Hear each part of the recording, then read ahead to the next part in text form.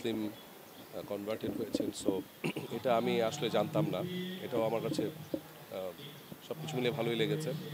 আমিও যখন বয়স্ক হব আমারও একই অবস্থাই হবে আসলে, যে স্মৃতিচারণ, ওনার ভিতরে স্মৃতিচারণটা ছিল। কি করতেন, আবার জিজ্ঞেস করতে এফডিসির কথা।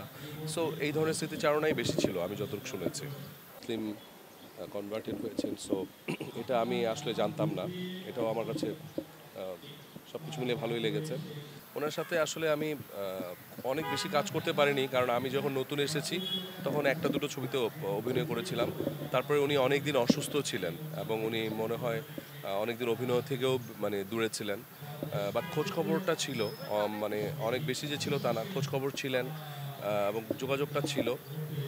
উনি বাসায় থাকতেন, খুব বেশি সময় খুব বাসাতেই থাকতেন, উনি বাইরে বেরোতেন না এবং এফডিসিতেও ওনাকে খুব বেশি দেখা যেত না।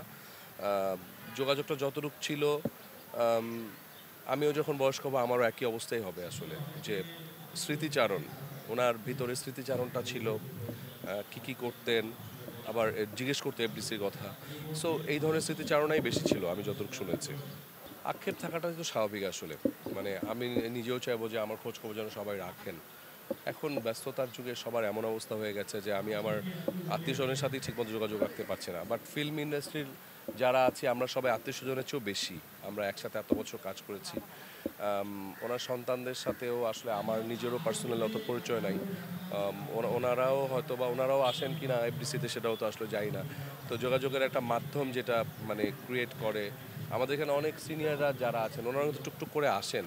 তো প্রবীর দা আসলে অনেক বেশি অসুস্থ হয়ে গেছেন, যে কারণে আসতে পারতেন না। বাট সবাই কিন্তু আলোচনা হতো, আমি যতটুকু শুনেছি আলোচনা হতো। বাট হ্যাঁ, এটা একটা আক্ষেপের বিষয় যে যোগাযোগ রাখে না। আর করোনার পরে তো আমাদের ফিল্ম ইন্ডাস্ট্রি চেঞ্জ হয়ে গেছে, ছবিই হচ্ছে না। সো দুঃখগুলো, মানে আমার কাছে মনে হয় যে দুঃখ থাকাটাই স্বাভাবিক। কিন্তু ইন দ্য আদার সেন্সে যদি বলি, কাজকর্ম নেই অনেকাংশে, যে ফিল্মের শুটিং কম হচ্ছে, যে কারণে যোগাযোগের মাধ্যমটা অনেক কমে গেছে, এটাও অনেকটা কারণ হতে পারে।